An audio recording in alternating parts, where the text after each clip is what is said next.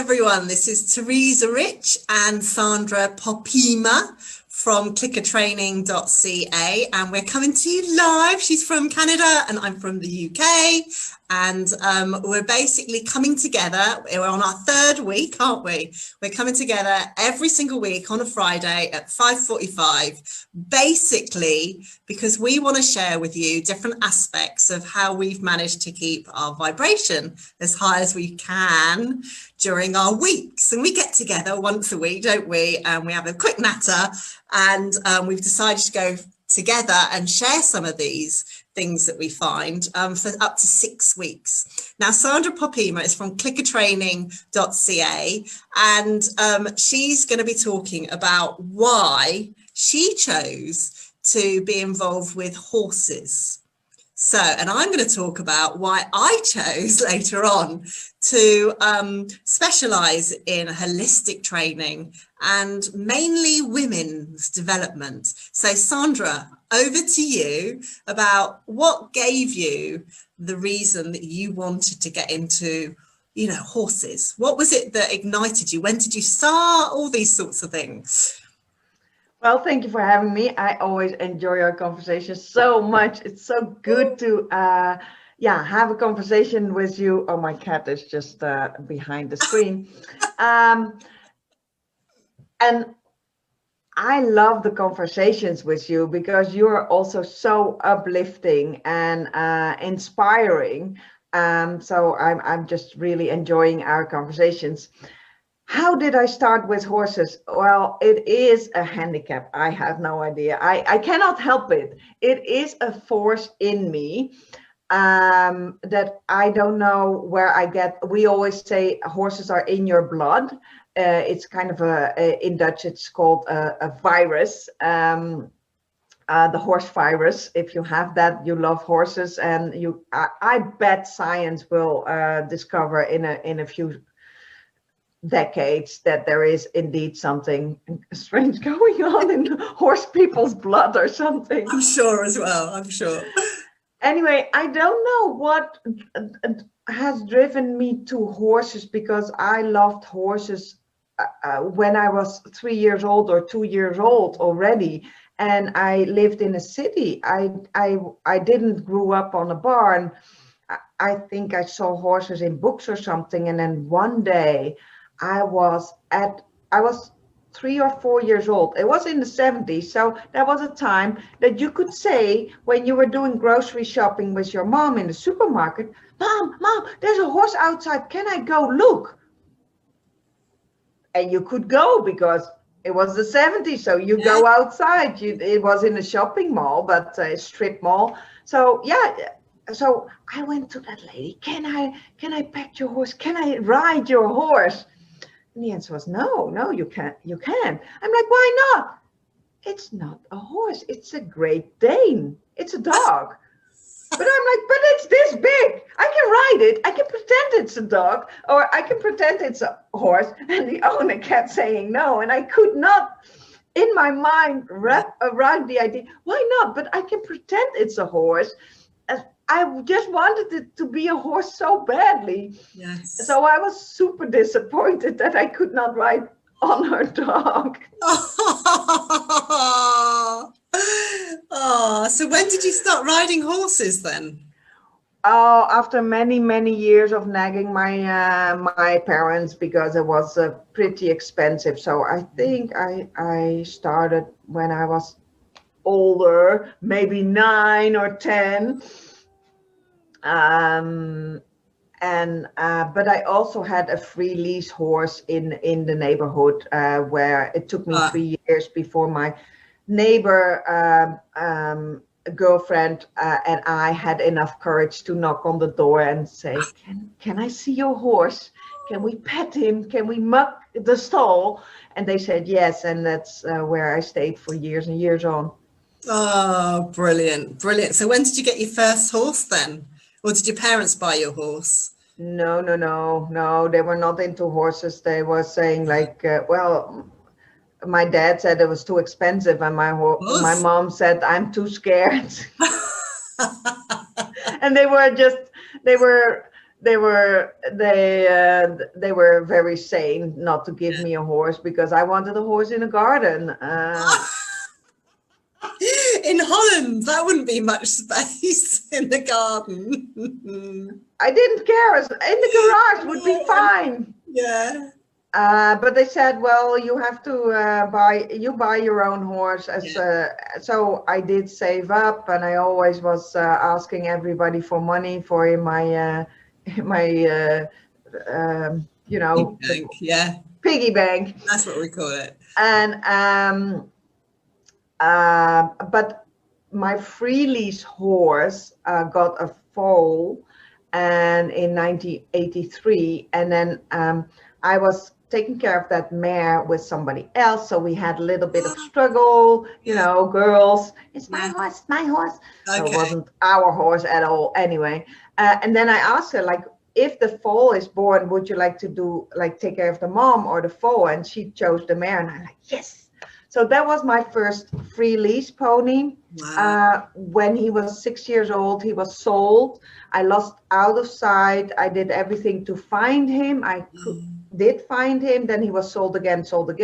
And finally I said, enough is enough. I want to buy him. And I did. And I was just 1 year before going off to university. Wow. So everybody would say, like, this is not a good time. And I had to pay for university, for the horse, everything. So I worked my ass off. And no regrets at all. No. How amazing is that? You found the way to do it. Yes. And now you have your own business, right? And you train people naturally. Train your own horse. Yes. With all your experience that you've gained. Yes, there was a lot of experience, because that first pony, he was stubborn as hell. And every time I complained about that he was so stubborn, my mom didn't know anything about horses. She said, I think you're a good fit because you're just as stubborn. I love it. I love it. I love it. Oh, it's amazing. So really, what kept you, I mean, was it just the love of horses? But, you know, it's not just, you know, you have a horse and you just ride it. You know, it takes so much commitment. Was there any time when you thought, this isn't for me? Or was it always absolutely, I am in the right space, I've got the right passion, this is oozing out of my blood, this is everything about? That is it. I just live for horses. I've done a few years without, and I really got miserable. Yes. So I got back into horses when my first pony died. I had like a few years no horse to take care of. Then I got into leasing other people's horses. Yes.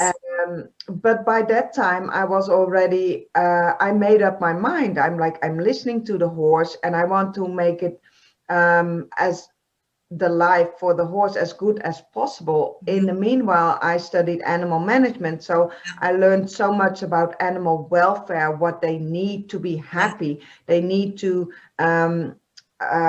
do their natural behavior, which they cannot do if they're, for instance, locked up in a stable, because they want to be with friends. Yes. They want to be exercising themselves. Yes. They need to eat like 16 hours a day. And if they're locked up in a stall and are lucky to have 3 or maybe 4 meals, that means that they're still, like, the rest of the day, they're bored because they need to do something. Yes, yes. So, and then the whole style of riding, I didn't want to use aversives and punishment anymore. Yeah. I found another way, which is positive reinforcement, which worked better. I was not at that point that I had a system. So I developed a system. Wow. to teach people so they could teach themselves. Yes. But it was such a struggle, because either I retrained the horses for them, and then the horses were sold, the people moved, took their horse with them. The owner and me had like different ways of approaching the horse and training and riding the horse. And as I mentioned, I was a bit stubborn. Yeah. So sometimes there was just usually it was a good fit, but just not having the control over how I wanted to train the horse myself Yes. just led me to my second horse, which I still have, Kira. Yeah. So I've had her for 13 years already, and the first pony for 21 years. So Oh, do the wow. math. I'm old. No, you're not. Not at all. Not at all. I totally get it. I totally get that you wanted to be, it's not be controlling, but you wanted to be in control of the way you did things. I just wanted to Yeah, protect the welfare of the yes, horse, and if I cannot decide because it's not my horse yeah, that very that difficult. the horse needed more Yeah, feedings or yeah, more hay or more freedom or yeah, more friends, yeah, then it frustrated me yes, so much that yes, I just, yeah, I was so limited in that way. yeah, And that's what I mean with controlling. I just wanted to, absolutely. I just live and breathe to make welfare for horses happening. Yes, And that's my drive. And that's why I started, yeah, being a riding instructor. That's how I got into it. And then I realized it is, but the riding became more and more second or third place. It was more the relationship with the horses. And if you can ride, that's a nice addition to the relationship, yes, to hack out and do things together. But it's, for me, it was never really a must. Um, but for some people it is, but for me it's more about the relationship, and that's, it brings so much. So yes, I never had any doubt that I wanted to get yeah, out of the horses, yeah, or sell my horse for that reason, but it can be a struggle because you have to make decisions and prioritize, where does your money go, where does yes, your time go, what do you do in order to take care of the horse the best way you want to take care of it. So yeah. No, yeah. that's huge, isn't it? And that's why I'm saying it has to be so ingrained deeply in you, surely, that in order to realize your time's being allocated on a horse, you're spending money on the horse, you've got to know your why inside, because when it gets really tough, if your why isn't deep enough, if you're not, if you don't feel deep enough about your relationship with the horse or why you're doing what you're doing, then you're not going to have the same passion about the welfare of your horse, are you? And I know from our chats where we've had, you really want to make sure that the people that are working with the horse are doing it in a healthy way, not in a punishment way. Yeah, so that's why the drive really is to make lives for horses all over the world better. And increasing their welfare is to provide information, but also provide techniques and tools to train your horse without force. So that's the focus what I have, and I truly believe that if you give a horse choice and give him control over his own environment, give him just sometimes just a few more choices in training, can really help them feel empowered. I chose this way. Maybe in a few years I have another angle of increasing welfare with the academy. I invite other professionals to give other angles, and the goal is to. I really didn't choose this. It is a drive to grow the community in such a scale. And believe me, I have days that I'm thinking, why I choose is it, me. why do I want to change the whole world for horses? Why does my dream need to be so big? I truly have no idea why. And then it is hard, and you have days that you just want to give up, and every time I give up, Yeah. next day I get awake, I'm like, there's still work to do, let's do it. Yeah. And yeah, so tell me about what your drive is, because, well, please share with people what you're doing and what your It would be so agenda much is. easier to put my feet up and not do anything. And sometimes, like you say, I say, why, God, have you asked me to do this? Because the voice inside me gets louder and louder. And sometimes I feel like saying, look, I just want a break. Does that make sense? You keep giving me these tasks to do. I just want a break. And because my intuition's so strong, it talks to me strongly and I hear it, I can't really ignore it. No. So it's difficult. And I won't say it's ever been an easy journey. It definitely hasn't at all. But I mean, underlying all the holistic training and those sorts of things, there's an undercurrent of feminine energy and wanting to enhance females to take back control of their own life. And whether that's financially, whether that's having something that interests them, being able to help someone with their health. For me, that is so important because I was blessed to see my mother. I mean, she worked so hard, but I was very blessed to see my mother be very, very independent, and she earned her own money for reasons I'm not going to go into, but she worked so damn hard. And when I look back over the generations and I've listened to my husband's mother, and, these women didn't have opportunities in the in the past. And now, we have so many in civilized countries, we have so many opportunities, and we don't have to be answerable to anybody. Not really.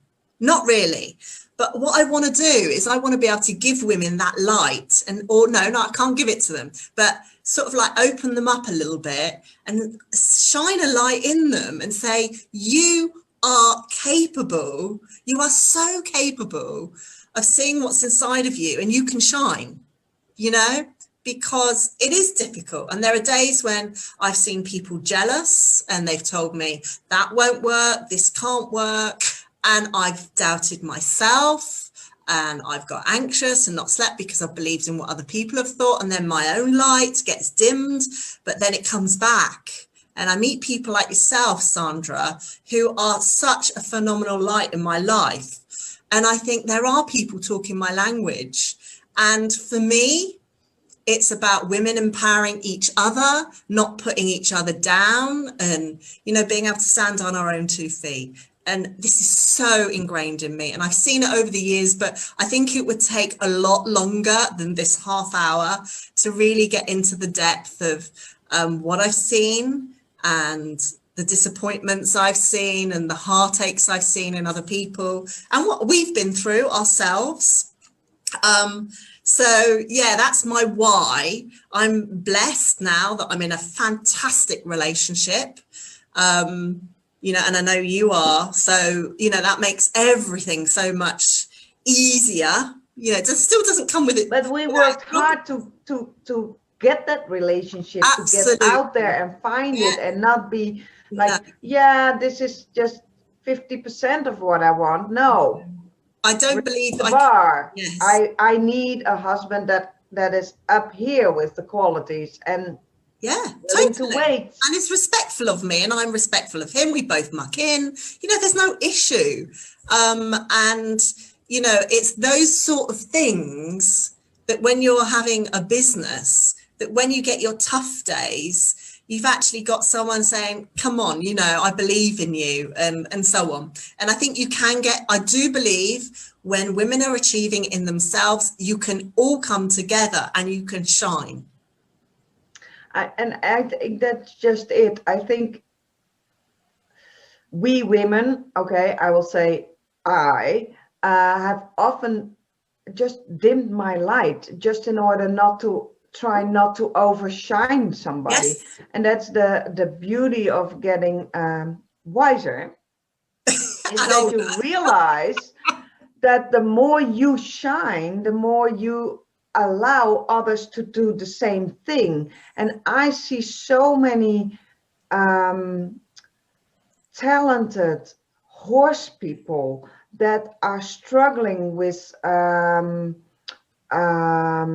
they're not confident because they listen not enough to their own body and their own light, and they let others talk. Well, you shouldn't give your horse treats because then they got so spoiled, and they think, "Huh, maybe they're telling the truth because there's 5 people already telling me that this week," instead of them going inside, put their hands on their heart and think, I'm training the horse.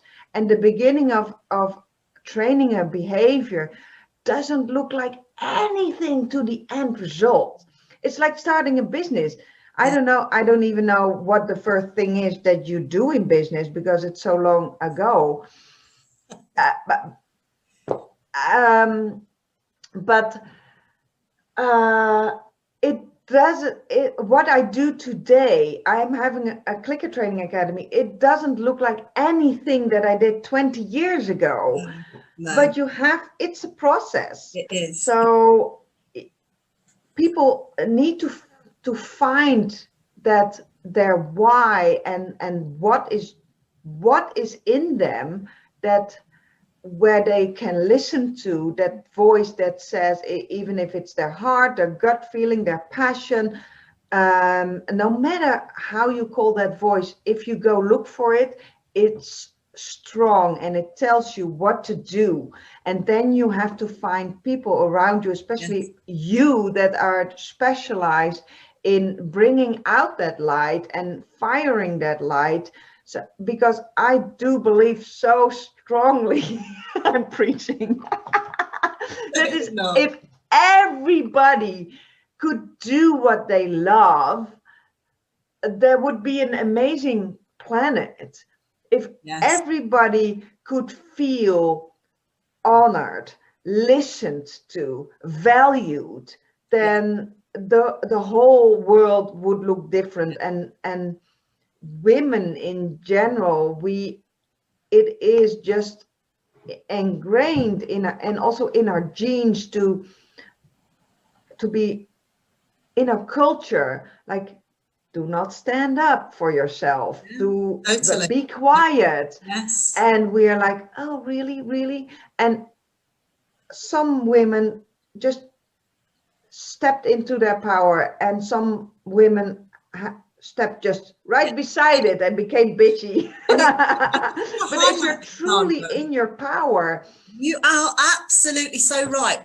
But it doesn't have, I'm just going to say, it doesn't have to be in like an aggressive out there in front. It's not that sort of thing. It's like a quiet, gentle knowing inside that you are not stupid. You are more than what you think you are, you know, and you have amazing potential. And there are other women that will tune into that light. There are women out there. Sometimes you don't see them, but there are other women out there that will say, good for you, you're doing the right thing. And they will keep encouraging you. And all the distractions and all the noise that tries to push you back down, you don't need to allow it. And I see that light in everybody. Everybody, if you look for it, everybody has that really inner beauty. And like sometimes some people have like many layers, and sometimes, and it also depends on the situation where you are in. If you can easily spot that beautiful power that is in all of us, not only women, but men have it too. They absolutely do. But the only thing I said women was because I'm not a man. I can't speak for another sex, but you know, everybody's got that beauty. Absolutely everyone. So we can all bring the best out in each other. Yes. We can all bring the best out. Just like you have done with chatting to me, and we have amazing conversations about vibrations and all sorts of, amazing things. And you have been such a phenomenal friend, Sandra, throughout the whole of this period. You really have. You probably didn't expect me to say that, but you've just been such a glowing light where I've been able to be who I am, because sometimes we try to dim our light to fit in with others, and it's not about that. You have allowed me to be me, and I hope I've done the same for you in the process. And it's such a beautiful thing when two women can come together and just be accepted for who they are without being pushed down in any way. It's glorious. I do. Everybody can see that. Because, and I would say, well, join the group, connect with us. So if you're interested, guys, if you want to see Sandra, or someone that's into horses, then connect with Sandra Poppema on Facebook. I can't recommend her highly enough, even though I have nothing to do with horses, but I tell you what, she speaks from the heart, and this is just gold, really gold. Yeah, so we have 3 more minutes, but tell women what you do, because you help them with business and shine, and how do you do that? Because no, please. It's not just, it's like with all these things, all the holistic training is a vessel. It's just a vessel. It's a vessel of health, yes. Okay, and you can still take back your power, because then you can do it on your family and so on, and on other people. But it's a way of using that vessel to empower others through that. Does that make sense? And that it's not just a normal course. To me, when I teach from my heart. I can't just churn out the same old lesson plans and the same old scheme of works or anything. Every individual lesson and person that comes in is unique, and they all have individual different ways that I come at things with, and hopefully I bring the light out in them, and that's what I'm always trying to do with that. So that's really what it's all about, to be honest, and allowing people to start having more confidence and self-belief in them, and that's what comes with the whole thing. So with that, Sandra, I just want to say, if anyone's been listening, feel free to connect with Sandra Poppema. If you're a horse person, or even if you're not and you're inquisitive, she's an amazing person. So do connect with her, because you might know someone that wants to train horses in a natural way and friendly way. And then we'll be here for 3 more weeks next week on Facebook. And, we're always here at 5:45, aren't we, on UK time? I don't know what Canada time is. What times? It's 9:45 a.m. Pacific time. So that's North America, part of North America. Okay. Vancouver. Fantastic. So if you want to tune in next week, 5:45 or 9:45, you said, in Canada, then come and listen to us. We'll be here. So it'll be so great. It'll be great. The more people that interact, the more we get to learn and listen, because we do read through the comments and so on. So fantastic to have you on here, Sandra. Is there anything else you want to say before I leave? Well, maybe we can ask people. I don't know if the technology allows it to respond to comments next time. Let's see. Let's be daring. But we can't dim our own light, so let's stretch us. Let's see. Let's see. Yeah. Anyway, great to have you on here, and I'll see you next week. All right. See you next week. Bye-bye. Bye.